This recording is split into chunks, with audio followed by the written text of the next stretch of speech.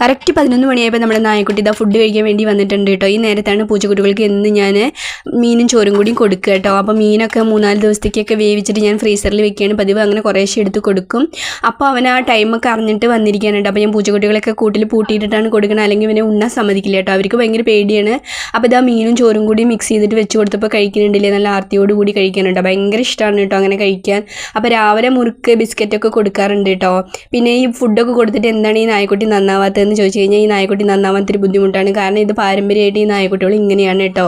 ഹെയറേ ഇല്ല, വാലൊക്കെ ഒരു പ്രത്യേകമായിട്ട്. ഇതിൻ്റെ അമ്മ, ഞാനൊരു 20 വർഷമായിട്ട് ഇവിടെ താമസിക്കാൻ തുടങ്ങിയിട്ടുണ്ട്. അപ്പോൾ 20 വർഷമായിട്ട് ഞാൻ നമ്മുടെ വീടിൻ്റെ 10-15 വീടിൻ്റെ അപ്പുറത്താണ് കേട്ടോ ഇതിൻ്റെ അമ്മയെ കൂടപ്പിറപ്പുകളൊക്കെ ഞാൻ മുമ്പ് കണ്ടിട്ടുണ്ട് കേട്ടോ. നമ്മുടെ വീടിൻ്റെ ഈ ഭാഗത്തൊന്നും ഇവർ വരാറില്ല.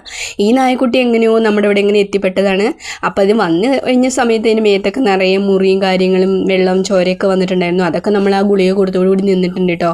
അപ്പോൾ ഇത് ഫുഡൊക്കെ കഴിക്കുന്നുണ്ട്. അപ്പോൾ അത് നല്ല ഹാപ്പി ആയിട്ട് തന്നെയാണ് ഇരിക്കുന്നത്. അത് അത്രയൊക്കെ തന്നെ നന്നാവുള്ളൂ കേട്ടോ, അതും കൂടി മനസ്സിലാക്കണം. അപ്പോൾ ഇതാ എൻ്റെ പൂച്ചക്കുട്ടികൾ ഭയങ്കര ബഹളമാണ് കേട്ടോ. അവർക്ക് ചോറ് കൊടുക്കാതെ എന്താ നായക്കുട്ടിക്ക് ചോറ് കൊടുക്കണതെന്ന് പറഞ്ഞിട്ട് അവർ ഭയങ്കര ബഹളമാണ്. ഇത് ചെറിയ കുട്ടികളാണ്. വലിയ പൂച്ചക്കുട്ടികളെ ഞാനവിടെ വർക്ക് ഏരിയയിൽ ഗ്രില്ലിൽ അടച്ചിട്ടിരിക്കുന്നത്.